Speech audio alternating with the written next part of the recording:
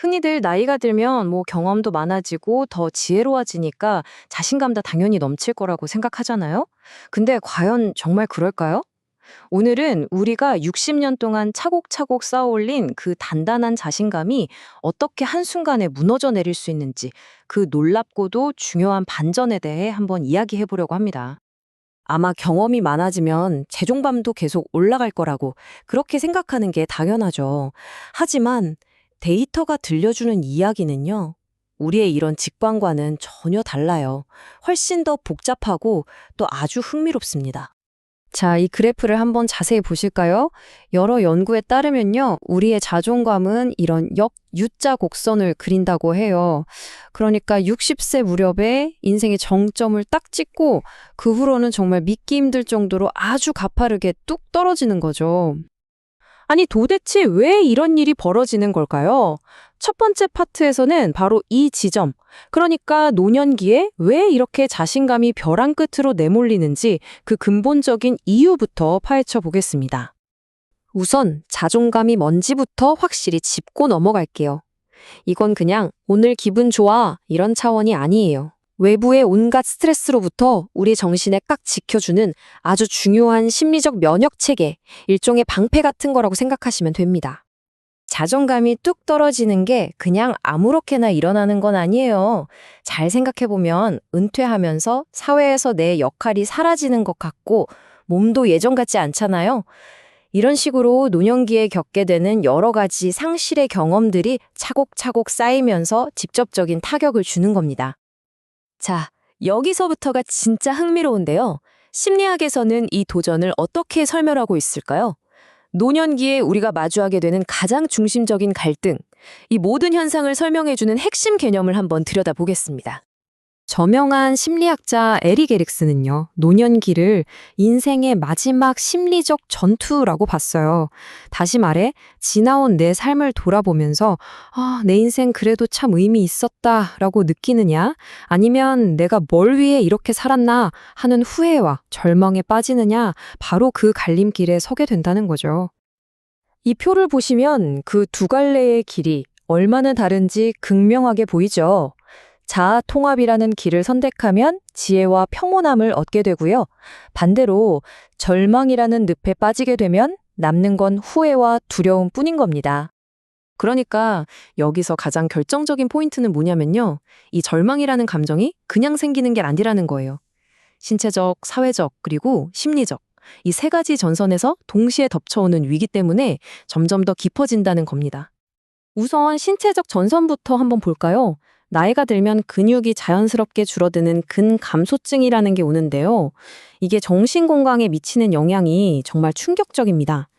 근감소증이 있는 어르신은 그렇지 않은 분에 비해서 우울증을 겪을 확률이 무려 2배 이상 높다고 해요. 사회적으로는 또 어떻고요? 요즘 식당이나 카페 가면 전부 키오스크로 주문하잖아요.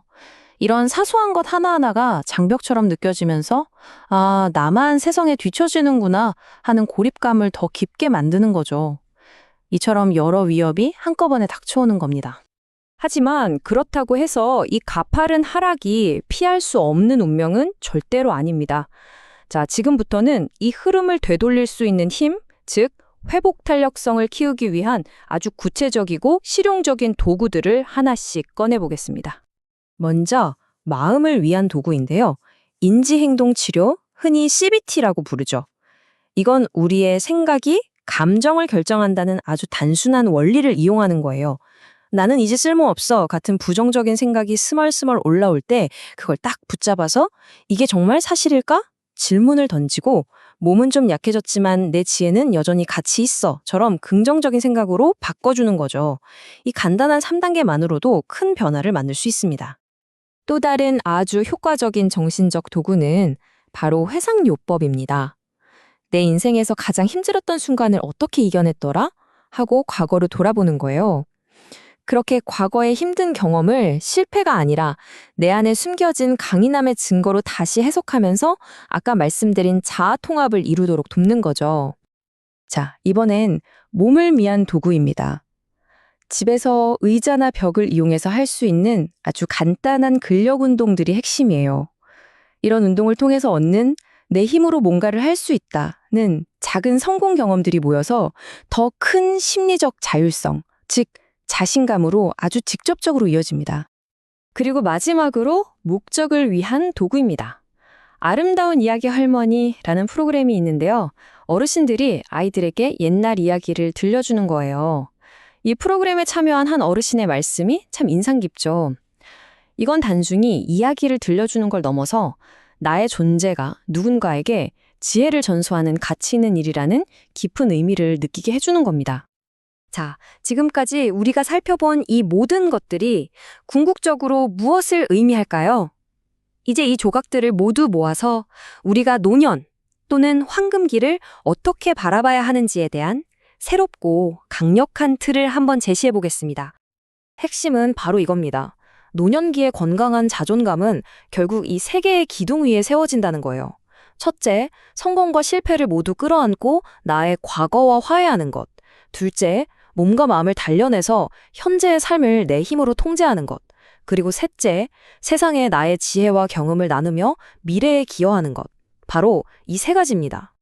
100세를 넘기신 철학자 김영석 교수님 같은 분들을 보면 알 수 있죠.